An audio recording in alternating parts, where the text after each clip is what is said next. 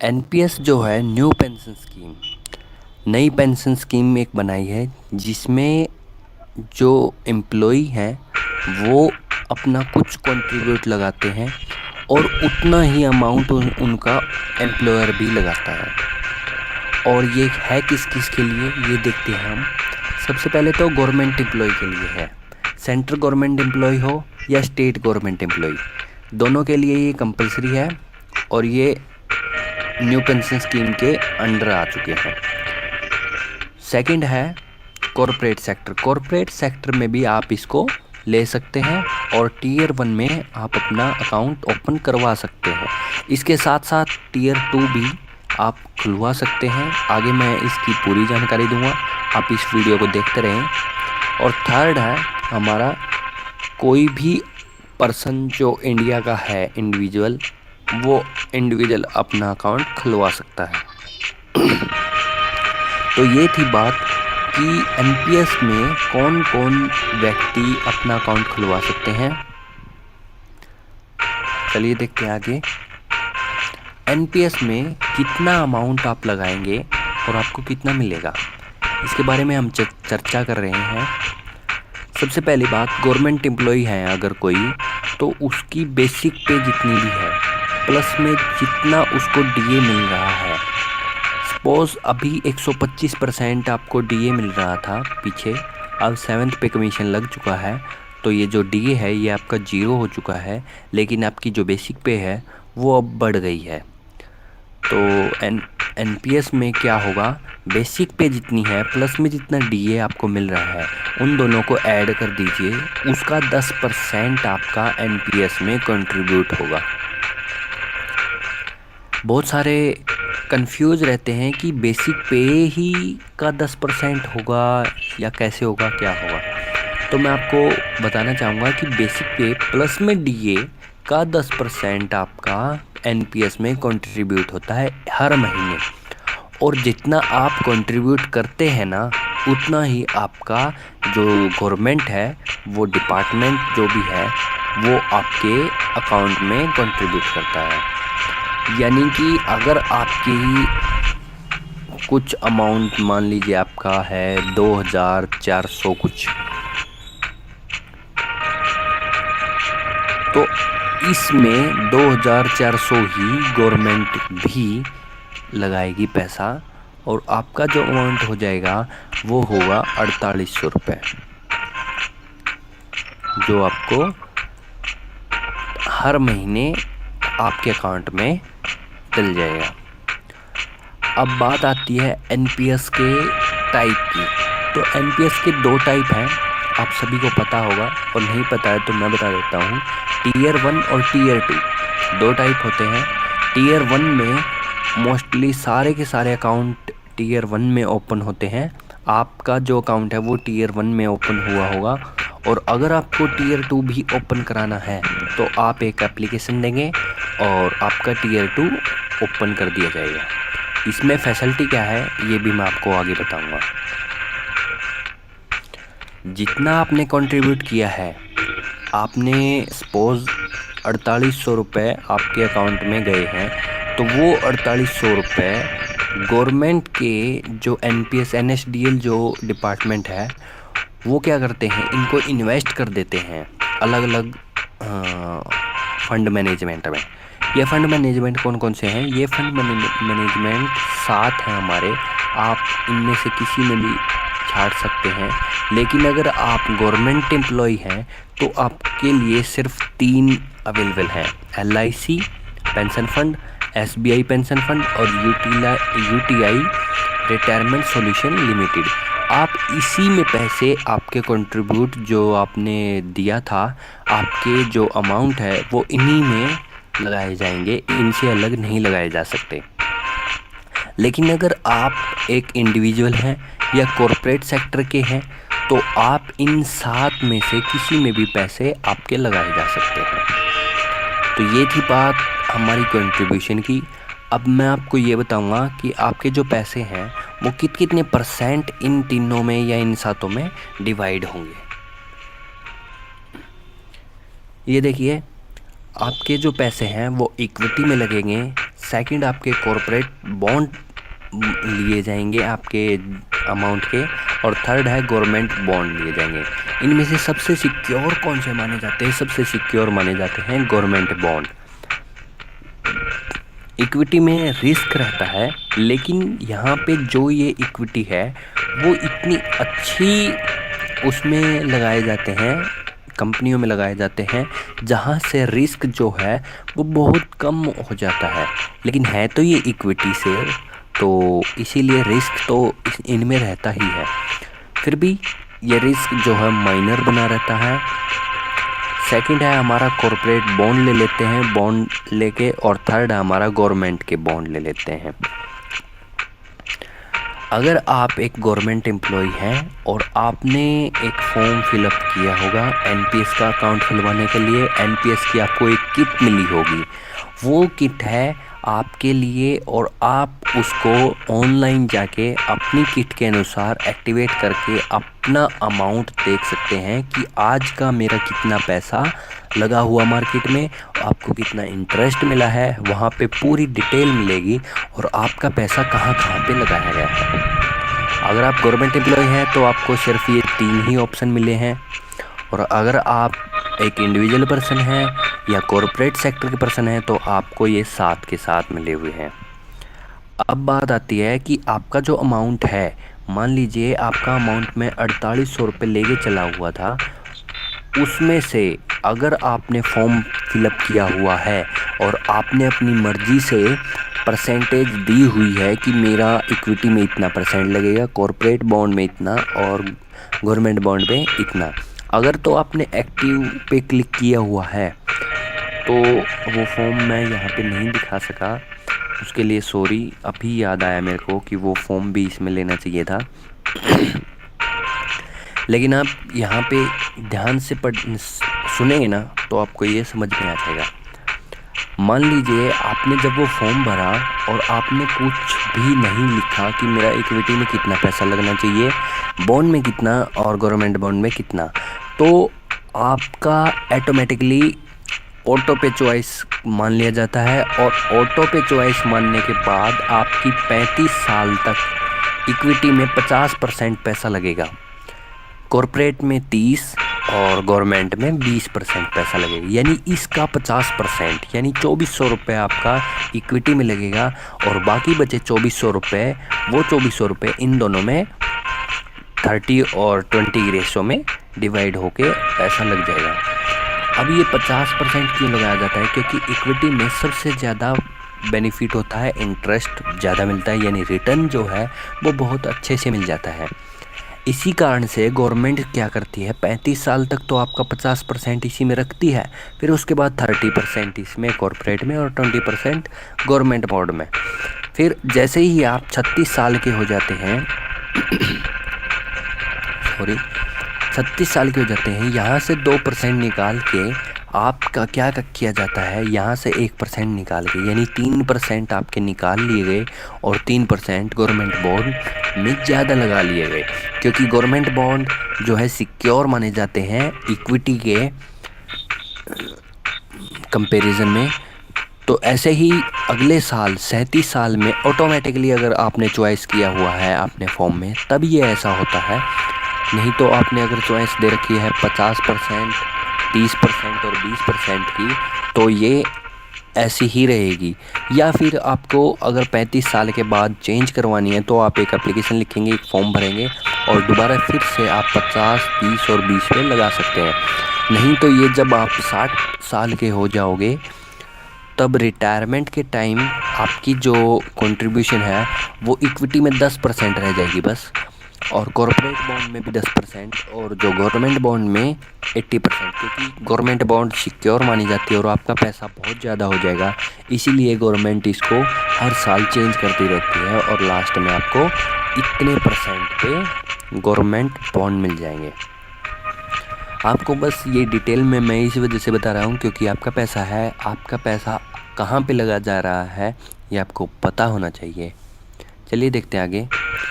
अब यहाँ पे बात आती है कि आपने जितना कंट्रीब्यूट किया है उसके अनुसार आपकी आज की पेंशन कितनी बनेगी।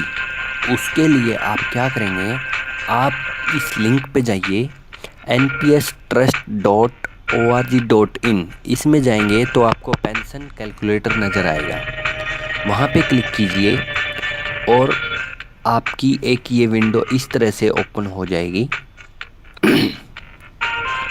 इसमें करना है क्या आपको, आपकी जितनी एज अब है वो यहाँ से सेलेक्ट कर लीजिए। उसके बाद आपका मंथली कंट्रीब्यूशन जो अभी कट रहा है वो आप इस कॉलम में लिख दीजिए। अपने आप यहाँ पे आपकी एज आ जाएगी। उसके बाद यहाँ पे है एक्सपेक्टेड रिटर्न ऑन इन्वेस्टमेंट पे मैंने यहाँ पे 10% लिया है, लेकिन अभी फ़िलहाल आपका 17% के आसपास चल रहा है।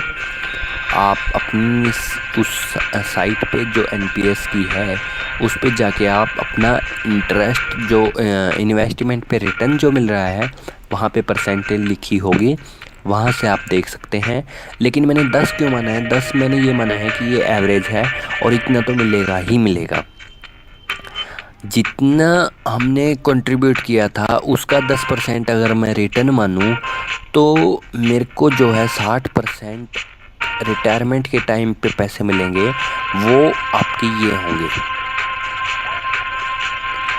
प्लस में फिर क्या होगा, आपका जो 40% है अमाउंट इसमें से आपका लगा दिया जाएगा एन्युटी में।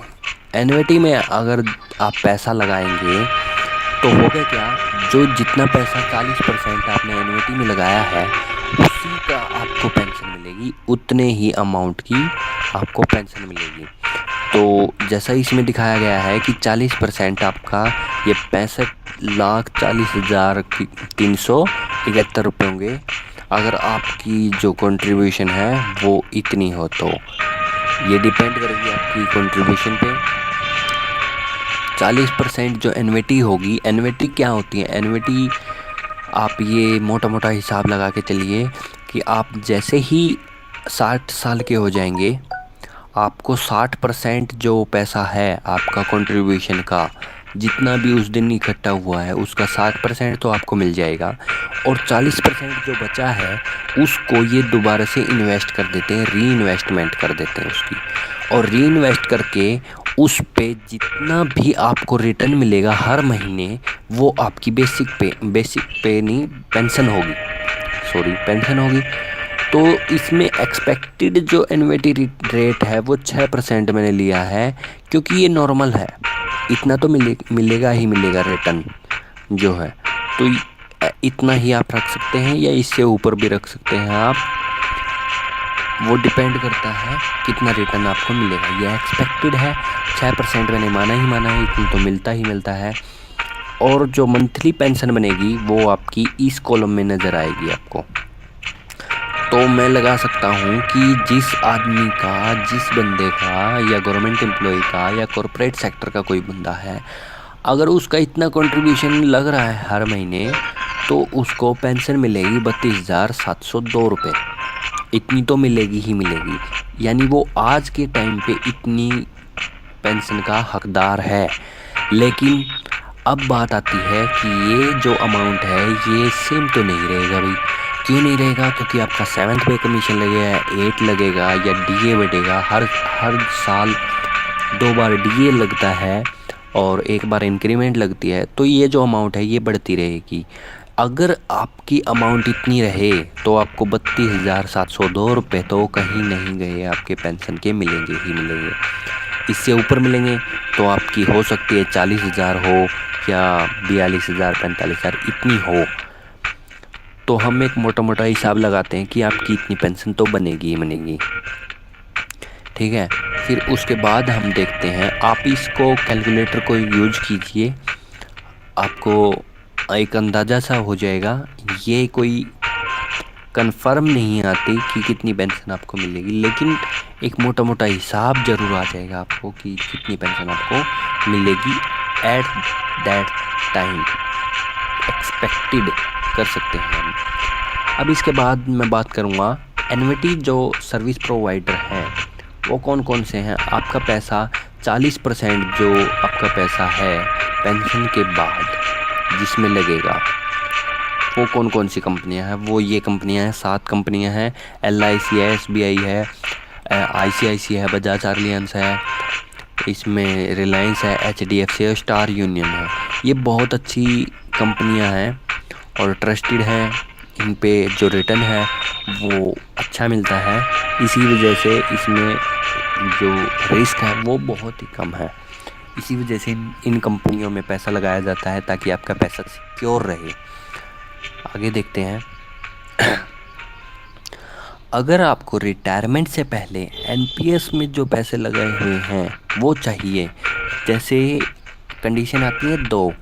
एक तो रिज़ाइन करके आप NPS से बाहर आ सकते हैं, या फिर डेथ हो जाए अगर किसी बंदे की, तब के लिए। अगर आप रिज़ाइन देते हैं तो आपका उस दिन जितना भी पैसा आपका कंट्रीब्यूट होके इंटरेस्ट लग के जितना भी पैसा बनता है उसका 20% तो आपको विड्रॉल करके मिल जाएगा, लेकिन उसका 80% एन्युटी में इन्वेस्ट हो जाएगा। यानी मैंने आपको जो पहले ये 7 कंपनियां बताई थी, इसमें एन्युटी में इन्वेस्ट कर देंगे और रिटर्न आपको मिलता रहेगा हर महीने। तो अगर तो आप रिज़ाइन करने की सोच रहे हैं तो ये आपके लिए बेनिफिशियल बहुत कम है, मेरे को तो लगता नहीं बेनिफिशियल है अभी। और अगर किसी भी पर्सन की, किसी भी गवर्नमेंट एम्प्लॉय की या कॉरपोरेट सेक्टर की बंदे की डेथ हो जाती है इन केस, तो उसको 100% जो है विड्रॉल मिलेगा। NPS जो जितना भी अमाउंट उसका कंट्रीब्यूट हुआ है प्लस में जितना भी अमाउंट उसका इंटरेस्ट से मिला है, सब का टोटल मिला के विड्रॉल हो जाएगा। अब इंटरेस्ट जो है वो टैक्स पेबल होता है, इस बात का भी ध्यान रखिए। अब तो GPF पे भी हो गया है शायद। अब अगर कोई बंदा इंडिविजुअल अपना अकाउंट खुलवाता है Tier 1 में और Tier 2 में, तो वो कैसे ट्रीट होगा उसके लिए भी देख लेते हैं। आपको मिनिमम कंट्रीब्यूशन जो है वो साल भर में 6000 तो करवानी पड़ेगी। सेकंड है, आपको एक ट्रांजैक्शन करवानी पड़ेगी पूरे साल में। आपको मिनिमम कंट्रीब्यूशन 500 रुपये तो करवाना पड़ेगा एक बार में, अगर आप Tier 1 ओपन करवाते हैं। सेकंड है Tier 2। अगर आप Tier 2 ओपन कराते हैं, इसमें बेनिफिट क्या है, आप जी मर्जी जितनी बार चाहें पैसे आप अपने निकलवा सकते हैं। लेकिन Tier 1 में क्या है, आप पूरी लाइफ में लिमिट है उसकी, उतनी ही बार पैसे निकलवा सकते हैं। ऐसा नहीं है पैसे नहीं निकलवा सकते हैं, लेकिन वो कंडीशन है और वो कंडीशन अप्लाई होनी चाहिए। सेकंड है, आपको जो लिमिट है वो इसमें कम दी हुई है। Tier 2 में आप कितनी भी बार पैसे निकलवा सकते हैं। अच्छा, तो बात आती है मिनिमम कंट्रीब्यूशन की। इसमें सिर्फ 1000 रुपये साल भर के देने पड़ेंगे आपको। साल भर में सिर्फ 1000 रुपये कंट्रीब्यूशन तो आपको मिनिमम करनी पड़ेगी। एक ट्रांजैक्शन करनी पड़ेगी साल में, और मिनिमम कंट्रीब्यूशन जो है वो 250 रुपये तो करना पड़ेगा, और मिनिमम बैलेंस जो आपको 2000 रुपये रखना पड़ेगा। अब मान लीजिए आपके अकाउंट में, Tier 2 के अकाउंट में 20,000 रुपये हो गए हैं और आपको कोई इमरजेंसी आ गई और आपने ये पैसे इसमें से निकलवा लिए। आप जैसे ही पैसे निकलवाएंगे तो आप सिर्फ और सिर्फ 18,000 रुपये तक एलिजिबल हैं, आप पैसे निकलवा सकते हैं। इससे ज़्यादा आप पैसे नहीं निकलवा सकते, फिर आपको अकाउंट ही बंद करवाना पड़ेगा। जब आप पैसे इसमें से निकलवाते हैं तो आपको एक बेनिफिट होगा आपकी लिक्विडिटी निकलवाने की। पैसे आपको जैसे ही आपने एक एप्लीकेशन दी, आपके 2 या 3 दिन के अंदर आपको पैसे मिल जाएंगे। इतना ही बैंक भी दे रही है, तो दोनों ही सेम ही है, कोई ज़्यादा अंतर नहीं है इनमें। तो NPS के बारे में मैंने आपको बताया आज। NPS क्या चीज़ है, आपकी पेंशन कितनी होगी और आपको बेनिफिट कितना होगा, कहाँ पे आपका पैसा लगेगा और कितने % पे आपको मिलेगा।